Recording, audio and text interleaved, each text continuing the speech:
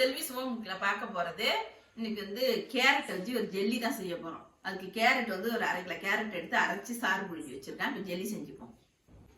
இது வந்து 1/2 kilo carrot, 4 carrot 1/2 kilo. அதை வந்து நல்லா நைஸா அரைச்சி நல்லா ஜூஸா எடுத்து வச்சிருக்கேன். அதை வச்சுதான் இப்போ ஜெல்லி செய்ய போறோம்.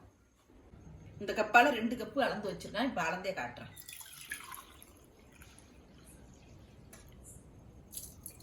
சக்கையெல்லாம் இருக்கக்கூடாது, வெறும் சாரை மட்டும் தான் எடுத்துக்கணும். ஜெல்லி கரெக்டாக 2 கப்பு ஜூஸ்.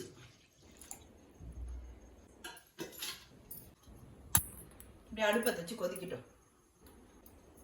நல்லா கொதி வந்தோன்னா இந்த சைனா கிராஸ் எடுத்து வச்சிருக்கேன்னா அதை போடணும். கடல் பாசி ஒரு 100 கிராம் எடுத்து வச்சிருக்கேன், அதை போடணும்.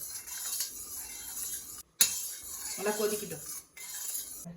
கேரட் ஜூஸ் நல்லா கொதி வந்துடுச்சு. இப்போ கடல் பாசியை போட்டுக்குவோம். சைனா கிராப்னு சொல்லுவோம்ல, அதை போட்டுக்குவோம். 100 கிராம் அளவுக்கு எடுத்து வச்சிருக்கேன், போட்டுக்குவோம்.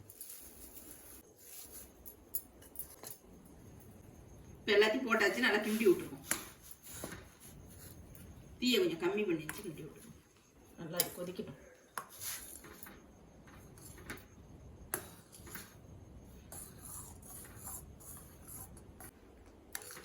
நல்லா கரைஞ்சி கொதி வரட்டும். கொதி வந்தோன்னா சீனி போட்டுக்கணும்.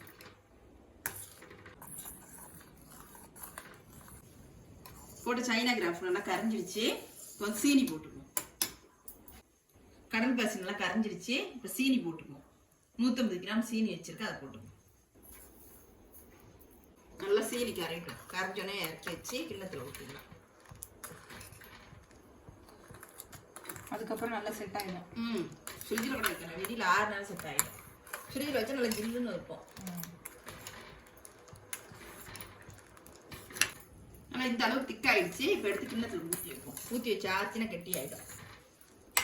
ஊற்றிக்கலாம். இப்போ ஊற்றிக்கலாம். இறக்கி வச்சுக்கணும். இப்போ இந்த அடுப்பில் இறக்கி வச்சுட்டு கிண்ணத்தில் ஊற்றி வச்சுக்கணும். நல்லா கலக்கி விட்டு கிண்ணத்தில் ஊற்றி வைப்போம். ஊற்றி வச்சு ஆறுச்சுன்னா திக்காயிடும். எல்லா கிண்ணத்தில் இப்படி ஊற்றி வைப்போம்.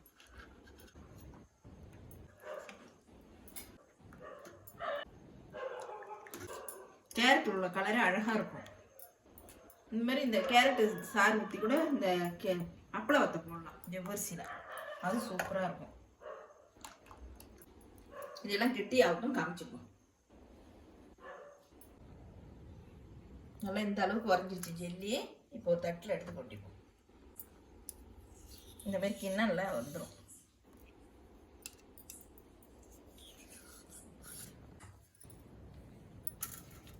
சூப்பராக வந்து ஜெல்லி.